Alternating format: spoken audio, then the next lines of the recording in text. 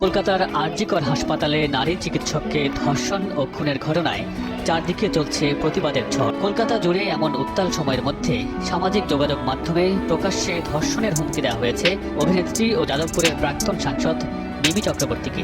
অভিনেত্রী নিজেই সেই স্ক্রিনশট সামাজিক যোগাযোগ মাধ্যমে পোস্ট করেছেন। ক্ষোভ আর হতাশা প্রকাশ করে লিখেছেন, আর আমরা একজন মহিলার জন্যই ন্যায় বিচার চাইছি, তাই না? এরা অনেকের মধ্যেই কিছুজন এখন ধর্ষণের হুমকিকে নর্মালাইজ করে ফেলেছে এই বিষাক্ত পুরুষ সমাজ। একই সঙ্গে ভিড়ের মধ্যে মিশে গিয়ে বলছে তারা নাকি মেয়েদের পাশে আছেন। এটা কোন শিক্ষার পরিচয়? এমন আক্রমণাত্মক পোস্টের পর মিমির পাশে দাঁড়ালেন পরিচালক সৃজিত মুখার্জি।